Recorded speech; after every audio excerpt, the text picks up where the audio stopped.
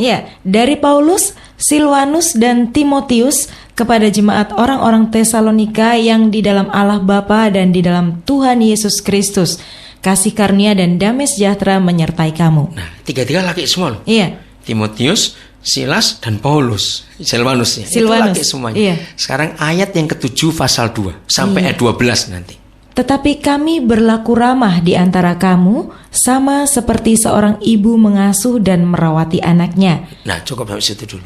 Kok ibu? Padahal laki-laki semua. Iya, apakah mereka jadi kewani-wanitaan? Enggak, karena Tidak. Paulus belum menikah. Ini satu fungsi yang luar biasa. Wow. Saya belajar dari ayat itu. Jadi waktu saya belum menikah, saya pun jadi ibu buat anak-anak itu. Saya ngurus makan. Kalau mereka sakit, saya urus mereka. Anugerah Tuhan yang luar biasa. Terus ayat yang ke-10. Kamu adalah saksi, demikian juga Allah, betapa saleh, adil dan tak bercacatnya kami berlaku di antara kamu yang percaya. Terus ayat 11. Kamu tahu betapa kami seperti bapa terhadap anak-anaknya. Ya, cukup sampai situ. Seperti bapak. Jadi bisa kalau orang belum menikah. Berarti perempuan pun bisa kalau belum menikah. Punya roh bapak dalam dirinya. Nah, kalau gitu kita harus lebih jauh ini melangkah. Karena sudah dibuka. Iya. Suatu kali saya itu berpikir, kira-kira tahun berapa ya? Tahun 7 bulan kok sudah lama sekali. Ketika begitu banyak kasus perceraian, apalagi sekarang, aduh so gila betul ini. Saya berkata, Tuhan, kenapa sih Tuhan buat hukum perkawinan? Seandainya kau nggak buat hukum, nggak ada masalah hidup ini. Nggak suka ganti lain, kan aman. Maaf saya berkata begitu waktu itu. Karena saya itu radikal. Kalau saya disusul papa di surga, saya tuh ngomong apa adanya. Karena dia tahu, malah dia senang. Karena saya ingin tahu. Bukan berarti tahu tapi pura-pura nggak tahu, dia nggak suka. Saya ngomong itu untuk apa? Daripada repot. Nggak cocok ya ganti itu, cari lagi, nggak ada apa-apa. Saya mau tanya rahasia ini. Ternyata jawabannya. Kita lihat Kejadian 1. Siapa Tuhan itu? Ayat 26.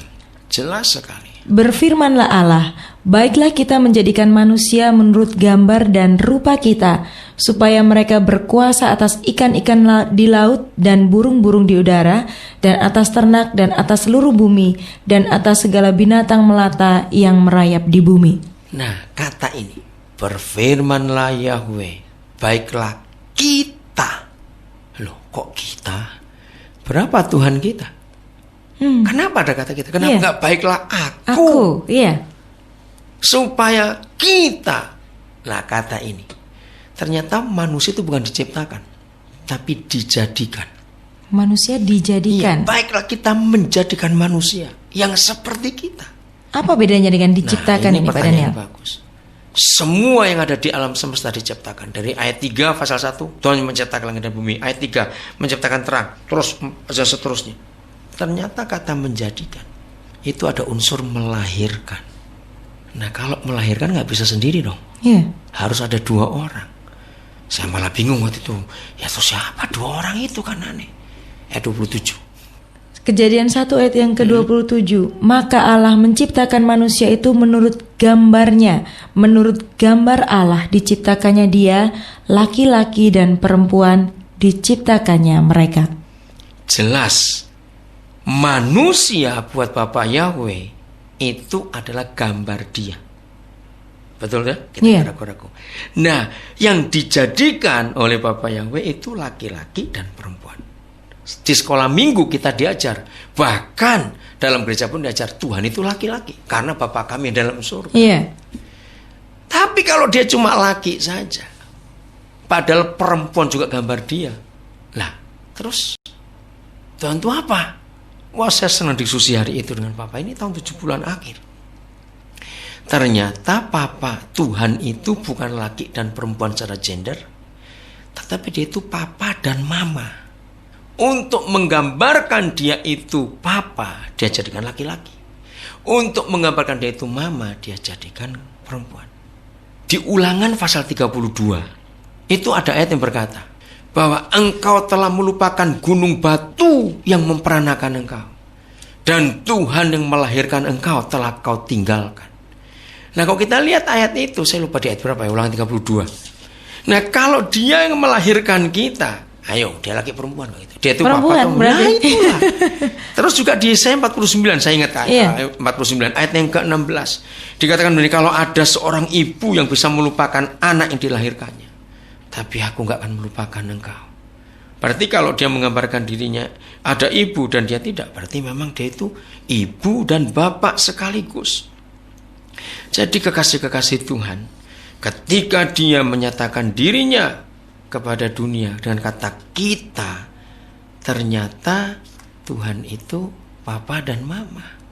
Maka itu Paulus bisa mewakili Tuhan. Ulangan 32 ayat 18. Ulangan 32 ayat yang ke-18. Gunung batu yang memperanakan engkau telah kau lalaikan, dan telah kau lupakan Allah yang melahirkan engkau. Nah, apa itu? Wow. Ibu dia. Tapi memang kita nggak bisa berkata ibu kami dalam surga, karena yang dominan adalah Bapa. Iya. Jadi ketika dia tunjukkan rahasia itu, saya menangis lagi. Tuhan kok luar biasa. Jadi bagaimanapun juga anak-anak perlu orang tua lengkap. Sebab dalam diri bapak dan dalam diri ibu itu ada Tuhan yang diwakili. Maka itu kenapa dia berkata, aku benci perceraian. Karena kalau bercerai, rusak anak-anak itu. Mana Tuhan? Jadi pernikahan itu mutlak, tidak boleh diganti. Apapun yang terjadi. Apapun terjadi. Kalau perusahaan-perusahaan yang hebat, Sony, IBM, Toshiba, apalagi Mercedes, BMW, bisa punya garansi yang begitu hebat. Kalau ada kerusakan, kembalikan. Masa surga nggak sehebat itu? Dia menciptakan pernikahan, ada kerusakan, kembalikan. Suku cadangnya banyak di surga. Sampai saya meneliti, begitu hebatnya kitab suci kita soal pernikahan. Tanggung jawab Tuhan itu mutlak. Serusak apapun dia bisa memperbaiki. Sampai kesimpulan saya, berarti hanya orang yang memang dasarnya pengen kawin lagi yang nggak mau diperbaiki Tuhan pernikahannya. Karena buat dia sanggup. Iya. Nah, jadi papa mama itu mutlak buat anak-anak. Mereka nggak bisa lepas dari dua orang itu. Maka itu ketika tahun 80-an dari Amerika muncul istilah single parent pertama. Single parent. Iya. Nggak lama kemudian jadi single mother. Dunia rusak. Mana bapaknya? Coba bacakan Lukas 2:51. Lukas pasal 2 ayat yang ke-51. Iya. Firman Tuhan berkata demikian, lalu ia pulang bersama-sama mereka ke Nazaret, dan ia tetap hidup dalam asuhan mereka, dan ibunya menyimpan semua perkara itu di dalam hatinya. Kekasih Tuhan, kita tahu kisah ini. Yesus hilang 2 hari loh. Iya. Yaitu umur 12 tahun. Setelah ketemu ada kata ini, saya bersyukur. Yesus pulang ke Nazaret bersama mereka. Siapa? Papa mamanya yang di dunia, Yusuf dan Maria. Yang kan penting kalimat berikut, dan ia tetap hidup dalam asuhan mereka. Kalau Yesus saja adalah Tuhan, perlu papa mama di dunia, apalagi orang. Maka itu setan teliti baca Alkitab, yang beginian dihancurkan supaya generasi ini rusak. Ngeri dunia ini. Oh, luar biasa. Ada beberapa rahasia yang diungkapkan di pagi hari ini. Tadi dikatakan Pak Daniel bahwa itu bisa berfungsi, ada mama dan papa lengkap dan mereka berfungsi sesuai fungsinya masing-masing. Nah, kalau misalnya tadi perceraian tidak diizinkan sama sekali apapun alasannya. Tapi kalau misalnya salah satu meninggal, apakah itu berarti juga figur bapak juga ikut hilang? Itulah adilnya Tuhan kita. Kalau meninggal boleh menikah lagi. Kalau toh nggak mau menikah si janda itu, gereja yang mengambil alih. Maka itu kenapa Taurat Musa isinya siapa? Urus janda, urus yatim piatu, urus anak yatim. Terus perjanjian baru Yakobus 1:27 jelas ibadah yang benar dan yang sempurna, bukan nyanyi, bukan khotbah, tapi mengunjungi dan menilik janda dan anak yatim. Kenapa Tuhan menugaskan gereja sebesar itu? Ibadah yang benar dan sempurna loh. Itu bukan kebaktian KKR mingguan, tidak. Ngurus 2 orang itu, janda dan anak yatim. Tanggung jawab gereja. Kembali ke gereja tanggung jawabnya lagi. Gereja lagi. Harus memikul. Berarti memang hati Bapak ini harus dimunculkan di dalam gereja. Nah, kalau misalnya dalam kondisi yang seperti sekarang ini, gereja sudah berjalan sesuai dengan programnya masing-masing, dan untuk hati Bapak, mungkin ada beberapa gereja yang punya itu ya, tetapi ada gereja-gereja yang tidak punya hati Bapak. Bagaimana cara untuk dari bawah mengatakan kepada ke atas pemimpinnya, bahwa hati bapaknya tidak terasa begitu. Bagaimana ini Pak Daniel? Diperlukan jemaat-jemaat di situ, orang-orang tertentu di gereja itu yang menunjukkan fakta betapa hancurnya keluarga-keluarga di gereja kita ini.